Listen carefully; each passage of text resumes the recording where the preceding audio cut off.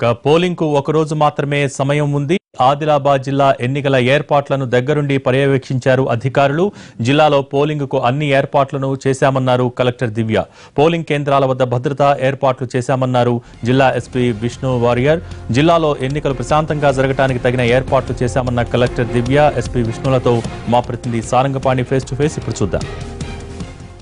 Polling మరికొద్ది గంటల్లో polling ప్రారంభం కాబోతుంది. అయితే దీనికి సంబంధించి రిటర్నింగ్ ఆఫీసర్ మనకు అందుబాటులో ఉన్నారు, జిల్లా కలెక్టర్, ఆదిలాబాద్ జిల్లా కలెక్టర్.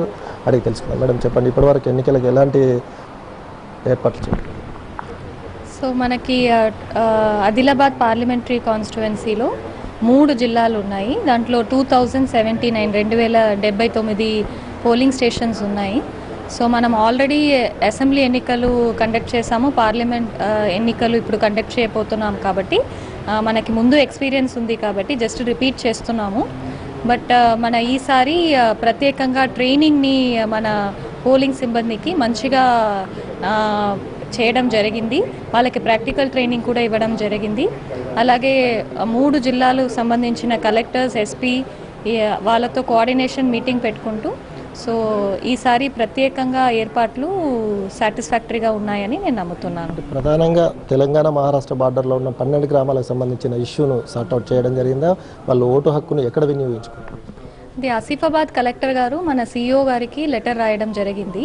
సిఇఓ గారు కూడా దానికి రిప్లై ఇవ్వడం జరిగింది. దట్ ఈస్ వాళ్ళు ఒక్క చోట్ల మాత్రమే ఓటు హక్కు ఉపయోగం చేసుకోవచ్చు, 2 చోట్ల వేయరాదని చెప్పడం జరిగింది.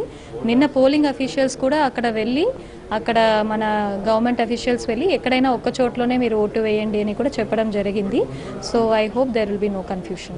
పోలింగ్ బూత్కున్న తర్వాత జనం ఉండే గూడాలకు చాలా గ్యాప్ ఉంటుంది, దూరం ఉంటుంది, రవాణా సౌకర్యాలు ఉన్నాయి. దాన్ని రెక్టిఫై చేయడం కోసం ఎలాంటి ఏర్పాట్లు?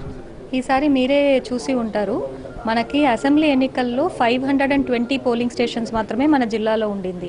ఈసారి 580 పోలింగ్ స్టేషన్స్ మనం చేయడం జరిగింది. ఈ 60 పోలింగ్ స్టేషన్స్ ఎక్కువ అయినాయి కదా, ఇందువల్లనే 2 కిలోమీటర్స్కి ఎక్కువ ఉన్న పోలింగ్ స్టేషన్స్ అన్నీ కూడా గుర్తు చేసి అవన్నీ కూడా కొత్త పోలింగ్ స్టేషన్స్గా మేము పెట్టడం జరిగింది. సో వీలున్న దాకా ప్రతి ఒక్కరు కూడా 2 కిలోమీటర్కైనా ఎక్కువ వెళ్ళడానికి అవసరం ఉండకపోవచ్చు. ఎక్కడైనా అంటే అది ఎల్డబ్ల్యూ ఏరియా కానీ కొంచెం మారుమూల ప్రాంతం కాబట్టి అక్కడ కొంచెం దూరం ఉంటే అక్కడ కూడా వాళ్ళకి అందరికీ ఎలా రావాలి ఏమన్నది కూడా సూచనలు ఇవ్వడం జరిగింది. ప్రధానంగా ఏజెన్సీ ప్రాంతం, ఆదివాసీలు ఎక్కువ ఉన్న ప్రాంతం కాబట్టి పోలింగ్ శాతం పెంచడం కోసం ఎలాంటి ఏర్పాట్లు చేయాలి? నాకు తెలిసి ఆదివాసీలు ఎక్కువ వాళ్ళు ఓటు వేస్తున్నారు, అర్బన్ ఏరియాలోనే మనకి ప్రాబ్లం ఉంది. సో ఈసారి మన ఫోకస్ అన్నీ కూడా అర్బన్ ఏరియాలో ఉండింది. జిల్లా ఎస్పీ మనకు అందుబాటులో ఉన్నారు, సార్ అడిగి. సార్, ఏ విధమైన సమస్యాత్మక ప్రాంతాలు ఎన్ని ఉన్నాయి గుర్తించారా? ఏ విధమైన ఏర్పాట్లు చేశారు? మనకి 758 పోలింగ్ స్టేషన్స్ ఉన్న ప్లేసెస్లో 96 వరకు క్రిటికల్ పోలింగ్ స్టేషన్స్ అని కేటగరైజ్ చేయడం జరిగింది. దీనిలో ఒక 23 వరకు మనకి LW affected, extremist affected polling stations ఉన్నాయి. సో దీంట్లో మనము regular drills, area domination parties and regular మన ఎక్స్ట్రీమిస్ట్ ఎఫెక్టెడ్ పోలింగ్ స్టేషన్స్లో పాటించుకోవాల్సినదంతా మనం టాక్టిక్స్ ఫాలో చేస్తున్నాం. మిగిలిన ప్లేసెస్లో ఎక్స్ట్రా ఫోర్స్ పెట్టడం కానీ, సీసీటీవీ కెమెరాస్, పోయిన 2 సారి కూడా ఎలక్షన్స్కి 200 వరకు 200 సీసీటీవీ కెమెరాస్ పెట్టడం జరిగింది. సో సమస్యాత్మక పోలింగ్ స్టేషన్స్లో డిటరెన్స్ అనేది, అంటే ట్రబుల్ మాంగర్స్ వచ్చేసి బెదిరియడం కానీ, ఏదైనా ఈ ఒక ఫేర్ అండ్ ఫ్రీ ప్రాసెస్ని ఇబ్బంది పెడుతున్న వాళ్ళ మీద నిఘా పెట్టడానికి, అలాగే వాళ్ళ మీద చర్యలు తీసుకోవడానికి చాలా హెల్ప్ఫుల్ అయింది. కాబట్టి అది పోయిన 2 సారి కూడా మనకి చాలా హెల్ప్ఫుల్ అయింది. ఈసారి కూడా అదే మనం డ్రిల్ చేస్తున్నాం. అందరికీ అవగాహన కూడా కల్పించడం జరిగింది. అటువంటి పోలీస్ స్టాఫ్ సరిపోతుందా? ఏ స్టేట్ల నుంచి ఇక్కడికి రావడం?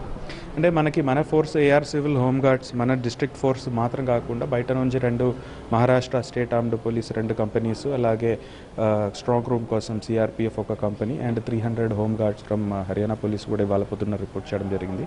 సో ఈ ఫోర్స్ తోటి మనం ఎలక్షన్ బందోబస్తు అండ్ స్ట్రాంగ్ రూమ్ బందోబస్తు ప్లాన్ చేస్తున్నాం. అంతా మనం రెడీ ఉన్నాం. లాస్ట్ 2-3 సారి లాగా ఈసారి కూడా ప్రశాంతంగా అయిపోతుంది, మనం కాన్ఫిడెంట్గా నమ్ముతున్నాం. Thank you. మొత్తానికి ప్రశాంతమైన ఎన్నికలు, ప్రశాంతంగా పోలింగ్ నిర్వహించేందుకు అన్ని ఏర్పాట్లు చేయడం జరిగింది. ఓటర్లు ప్రశాంతమైన వాతావరణంలో ఓటు హక్కు వినియోగించుకొని ఎక్కువ పోలింగ్ శాతం నమోదు చేయడం కోసం